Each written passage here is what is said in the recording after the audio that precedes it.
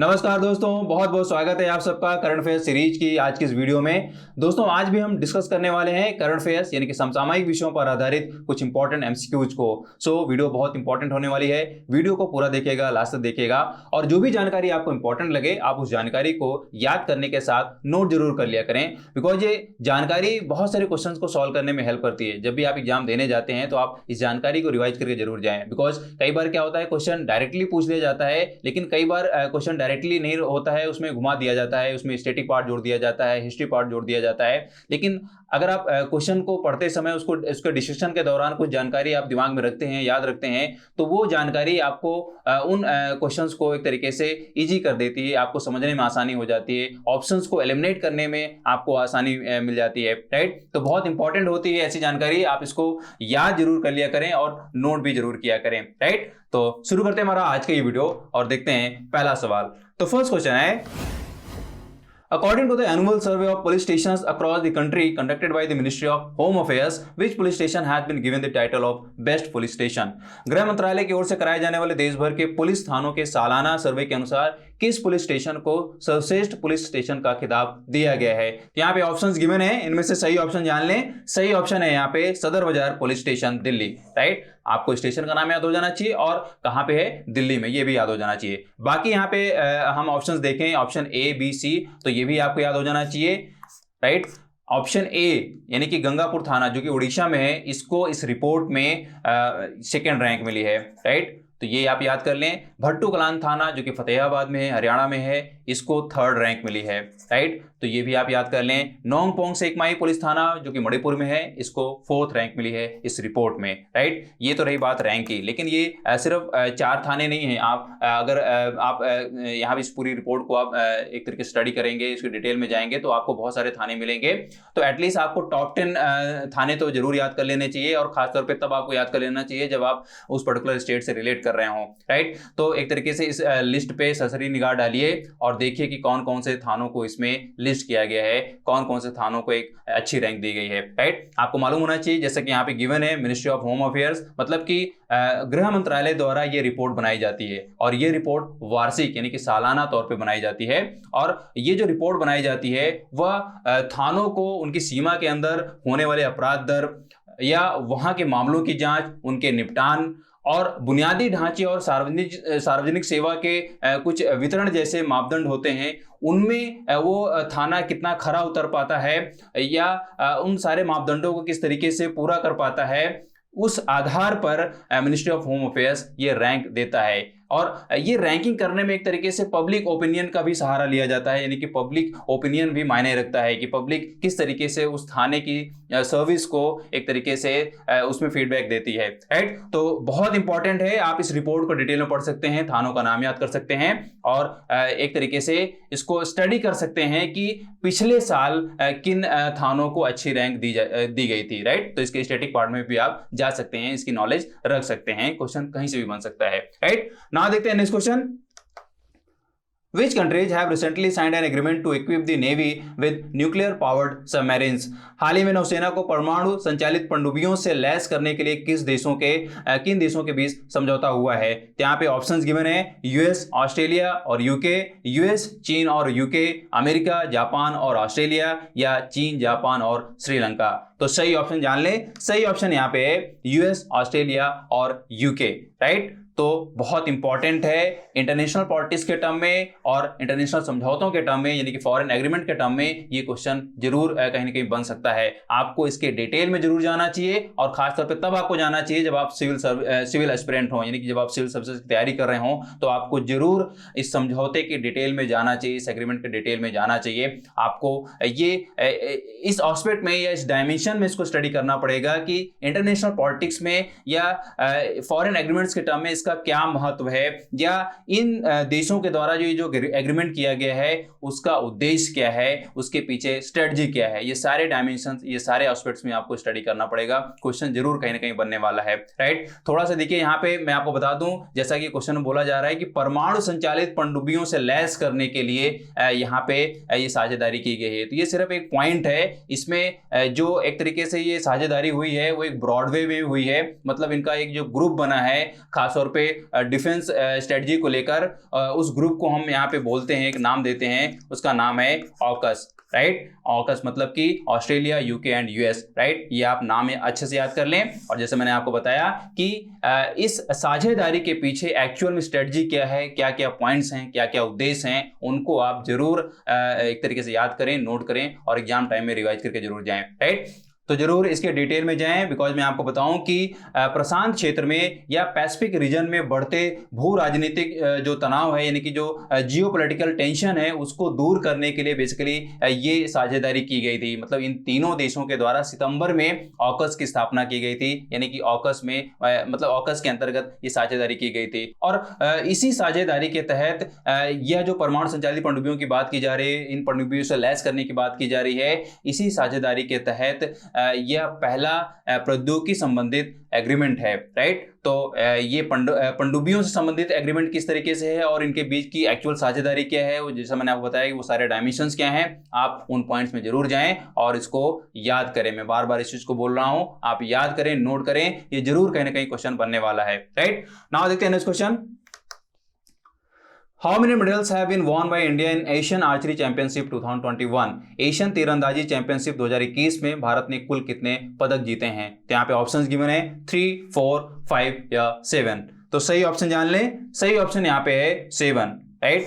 तो यहां बात की जा रही है एशियन आर्चरी चैंपियनशिप 2021 की, राइट। भारत ने इसमें कुल 7 पदक जीते हैं, राइट। और 7 पदक जीतकर भारत इस चैंपियनशिप में दूसरे स्थान पर रहा है, यानी कि इसकी रैंक दूसरी रही है, राइट। बहुत इंपॉर्टेंट है, मैं आपको बताऊं कि इस प्रतियोगिता में कुल एक स्वर्ण पदक, 4 रजत और 2 कांस्य पदक सहित कुल 7 पदक जीते हैं भारत ने, राइट। और अगर हम यहाँ बात करें पहले कंट्री के तौर पे, यानी कि किस कंट्री ने पहली पोजीशन हासिल की है, तो वो है साउथ कोरिया, जिसने 9 स्वर्ण सहित यानी कि 9 गोल्ड सहित कुल 15 मेडल्स हासिल किए हैं इस चैंपियनशिप में, राइट। आपको इस चैंपियनशिप के डिटेल में जरूर जाना चाहिए कि इस चैंपियनशिप में किन किन कंट्रीज ने कितने मेडल्स हासिल किए हैं, और खासतौर पर पड़ोसी देशों के टर्म में तो ये आपको जरूर याद हो जाना चाहिए। दूसरा, अगर इसका स्टेटिक पार्ट में मैं आपको बताऊं, यानी कि इस चैंपियनशिप के बारे में, एशियन आर्चरी चैंपियनशिप के बारे में, तो इस बार यह जो आयोजित हुआ है वह बांग्लादेश की ढाका सिटी में आयोजित हुआ है, यानी कि इसकी जो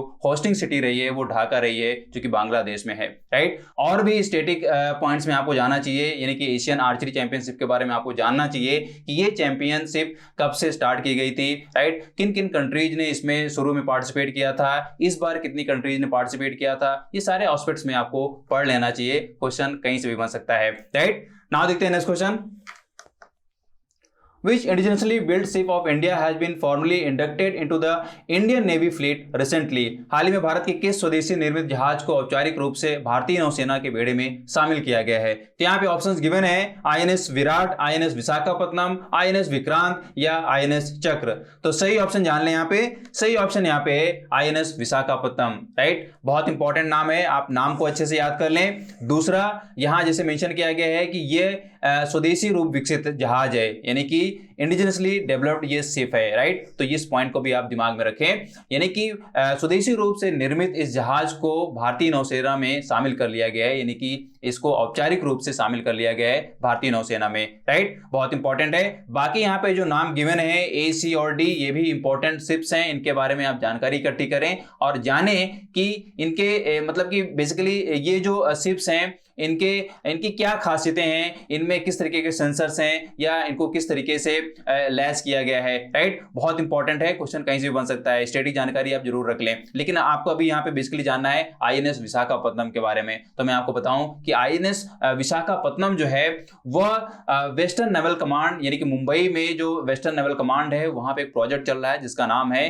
15B, राइट। प्रोजेक्ट क्या है, प्रोजेक्ट का नाम भी पूछा जा सकता है, तो एक तरीके से ये नाम भी आप याद कर लें। प्रोजेक्ट का नाम है 15B, और इस प्रोजेक्ट के तहत जो स्टील्थ गाइडेड मिसाइल्स हैं, स्टील्थ गाइडेड मिसाइल्स को डिस्ट्रॉय करने के लिए 4 जहाजों को बनाया जाना है। उन्हीं में से एक जहाज है INS विशाखापत्तनम, राइट। तो बहुत इंपॉर्टेंट है, ये नाम आपको अच्छे से याद कर लेना चाहिए। आगे और जो जहाज बनाए जाएंगे और उनको शामिल किया जाएगा वो भी आपको जरूर याद रहना चाहिए समय आने पे, राइट। लेकिन आपको इस प्रोजेक्ट के बारे में और एक तरीके से ये जो जहाज है इसके फीचर्स के बारे में तो जरूर अपडेट हो जाना चाहिए, चाहिए, राइट। थोड़ा सा मैं आपको यहाँ पे बता देता हूँ कि इसके फीचर्स क्या हैं। देखिए, जैसे मैंने आपको बताया कि यह जो स्टील्थ गाइडेड मिसाइल्स हैं उनको डिस्ट्रॉय करने का एक जहाज है, राइट। और इसका जो निर्माण किया गया है वो MDSL के द्वारा किया गया है, राइट। किसके द्वारा किया गया है? MDSL के द्वारा किया गया है। तो MDSL क्या है? एक कंपनी के रूप में इसको जरूर दिमाग में रखें और इसको पढ़ लें डिटेल में कि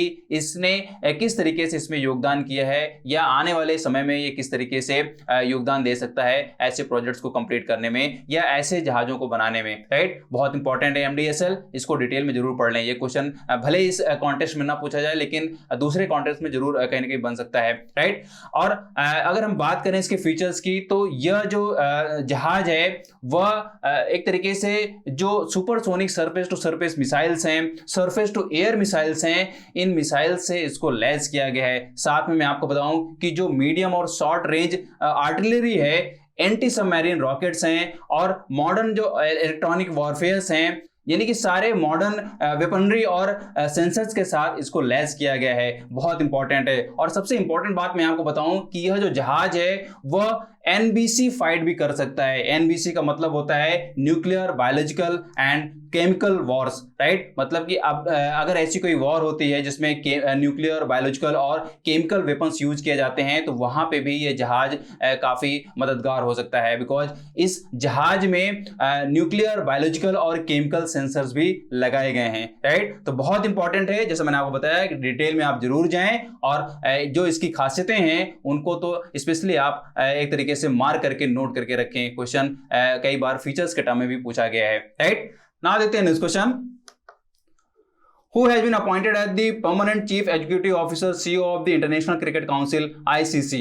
इंटरनेशनल क्रिकेट काउंसिल ICC के स्थायी मुख्य कार्यकारी अधिकारी CEO के रूप में किसकी नियुक्ति की गई है? तो यहाँ पे ऑप्शंस गिवन है, मनु साहनी, रवि शास्त्री, जियोफ एलार्डिस या रिकी पॉन्टिंग। तो सही ऑप्शन जान लें, सही ऑप्शन यहाँ पे है जियोफ एलार्डिस, राइट। बहुत ही फेमस नाम है और बहुत ही एक तरीके से रेप्यूटेड नाम है ICC में और भी कई पदों पे ये रहे हैं, अपनी सेवाएं इन्होंने दी हैं, यानी कि इंटरनेशनल क्रिकेट काउंसिल में इन्होंने पहले से अपनी सेवाएं दी हैं, राइट। तो एक तरीके से इनके क्रिकेट को देखते हुए, इनकी सेवाओं को देखते ही एक तरीके से इनको रिकॉग्नाइज किया गया है, ऑनर किया गया है एक परमानेंट चीफ एग्जीक्यूटिव ऑफिसर के तौर पे, राइट। और एलार्डिस को आपको यहाँ पे एक स्पोर्ट्स पर्सन यानी एक क्रिकेटर के तौर पे भी ढंग से पढ़ लेना चाहिए। जब भी मैंने आपको बोला है, जब भी इस तरह स्पोर्ट्स पर्सन की बात आए, क्रिकेटर की बात आए, तो आप उनकी हिस्ट्री में जरूर जाएं, उनके करियर को जरूर देखें, क्या रिकॉर्ड्स रहे हैं और किस तरीके की उन्होंने खेल का प्रदर्शन किया है। ये सारी चीजें आपके दिमाग में बैठ जानी चाहिए। एक तरीके से रिकॉर्ड के टर्म में क्वेश्चन काफी बनते रहे और आगे भी जरूर बनेंगे,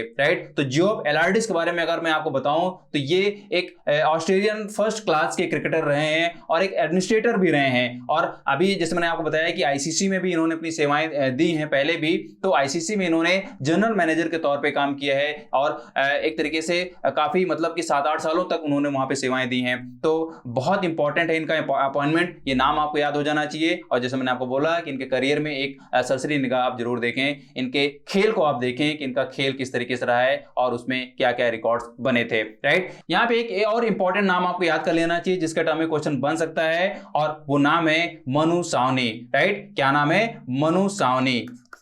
इंपॉर्टेंट क्यों है मैं आपको बता रहा हूं। इंपॉर्टेंट इसलिए है बिकॉज इन्हीं को रिप्लेस करके या इन्हीं की जगह पे अपॉइंट किए गए हैं जियोफ एलार्डिस, राइट। तो यहाँ पे जो पूर्व परमानेंट चीफ एग्जीक्यूटिव ऑफिसर रहे हैं CEO, उनको एक तरीके से उनकी जगह पे आए हैं जियोफ एलार्डिस, बिकॉज मनु सावनी ने जुलाई में इस्तीफा दे दिया था, राइट। तो बहुत इंपॉर्टेंट है, ये नाम भी आप याद कर लें और इस नाम को आपको डिटेल में पढ़ना है, यानी इनके करियर पे एक नजर जरूर मारनी है। क्वेश्चन कहीं से बन सकता है और बाकी जो ऑप्शन यहाँ पे गिवन है इनके टर्म में भी आप ढंग से पढ़ें कि इनका करियर किस तरीके से रहा है। और खासतौर पर रवि शास्त्री के बारे में आपको डिटेल में जरूर पढ़ लेना चाहिए और ये याद रखना चाहिए कि रवि शास्त्री के अभी हाल ही में किस महत्वपूर्ण पद पर अपॉइंटमेंट हुई है, राइट। और मैंने इस चीज को बताया हुआ है, ये एक वीडियो बनाई थी उसमें मैंने बताया हुआ है कि इनकी किस महत्वपूर्ण पद पर अपॉइंटमेंट हुई है। मैं अभी यहाँ पर नहीं बताने वाला हूँ, आप मुझे कमेंट में बताइए कि वो महत्वपूर्ण पद क्या है, राइट, वो रोल क्या है। बहुत इंपॉर्टेंट है, आप हर एक पॉइंट में जाएं और हर एक पर्सनैलिटी को उनके करियर के टर्म में जरूर पढ़ें। क्वेश्चन ऐसे बनते रहते हैं, राइट। दोस्तों यही थे हमारे आज के इंपॉर्टेंट क्वेश्चंस जो जरूर आपके एग्जाम्स के लिए हेल्पफुल होंगे।